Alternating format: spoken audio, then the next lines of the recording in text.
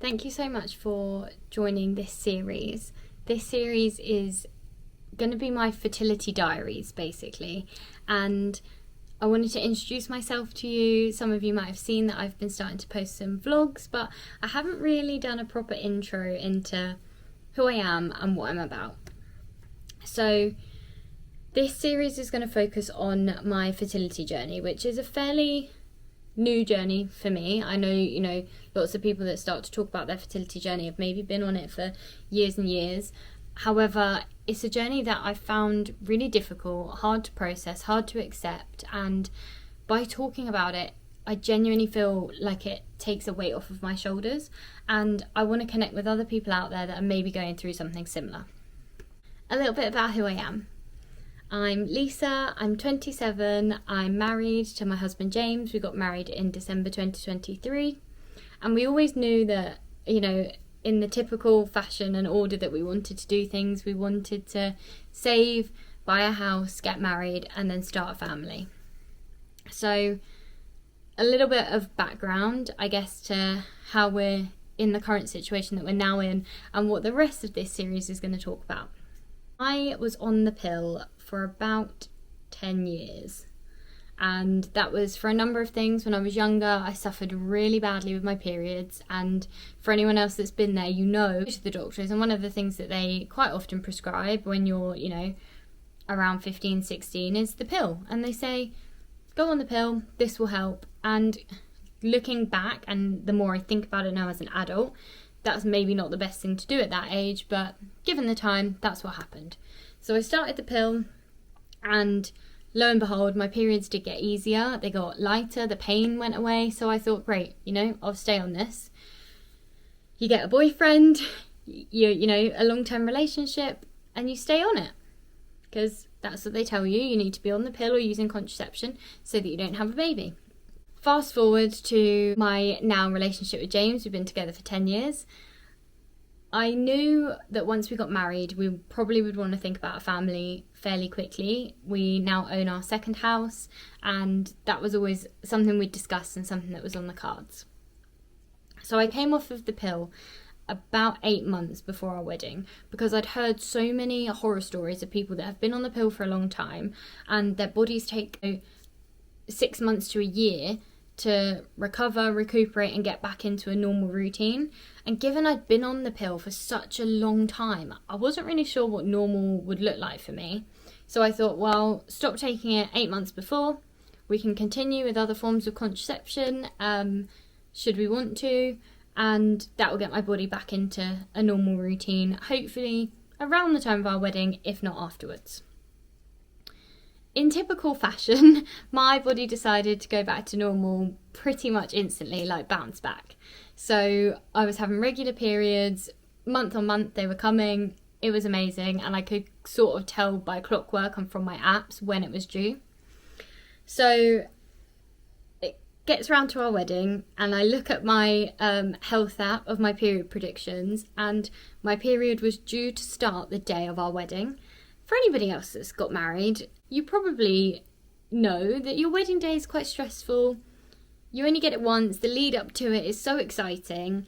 I just didn't want anything else to take over or to have to think about, going to the toilet in my big dress and what that would even entail, to be honest.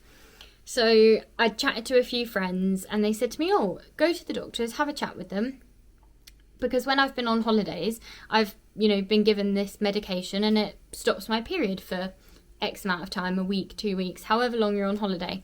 And then when you come back from your holiday and you're ready for your period, you stop taking the pill, you have a bleed, and your period goes back to normal.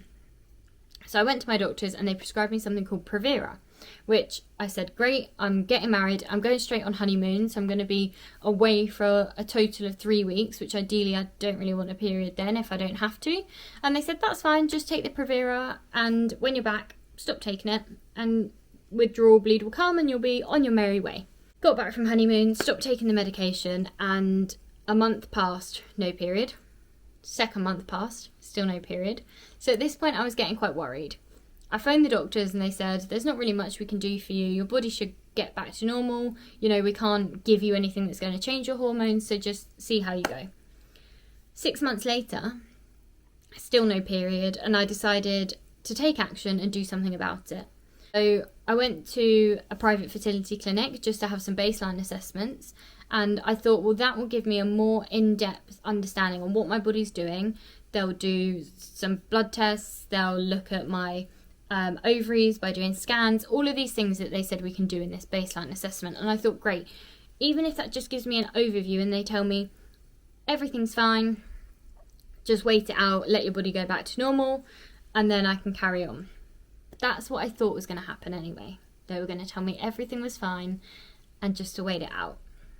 Next bit's quite hard to talk about, because what came next, I didn't even think it was a possibility in the back of my mind. I genuinely went and was quite happy to pay the money, because I just hoped that, and I was telling myself, they're going to say everything's fine. I'm just, overthinking it and being silly. Turns out from those scans, they told me that I have low AMH, which your AMH is an indicator of your egg reserve, I think. I'm still not an expert, so if anyone else has any experience on this, please leave me a comment. It all still baffles me, to be honest, and it's mind-blowing. There's so much to process, but yeah, back to the story. So they told me I had low AMH, which was an indicator of my fertility, my egg reserve. Essentially, for my age, I should have more eggs than what it looks like I have. So that was really hard news to take, and it meant, okay, that actually means now we're on a fertility journey. If I want a baby, we're going to need help. Continued with the clinic, we found out what our treatment options were. They said, you can pay for IUIs, you can pay for IVF, all of these things, one, come with a cost, and two, it was just a lot to process. Like, in a short space of time, I'd gone from having normal periods to having no period to now being told, to get what you want, you're going to need science and help of doctors. So all of this information, I was still racking my brain, I was still processing. It was a lot. Like, at the beginning, the days were hard, and there's still hard days. So to cut a long story short, and what this series is now going to be about, is about our fertility journey moving forwards. We did pay for treatment at the end of last year. We paid for an IUI, which I'll do another video on to talk about that process. And we were very fortunate that with the help of some family, we could pay to have an IUI treatment and give it a go. Unfortunately, I did not respond to that. So our option now, from a financial perspective, is to just wait for IVF, because we get one round where I live of free IVF. And there's a process for that, which we'll talk about later on in the series.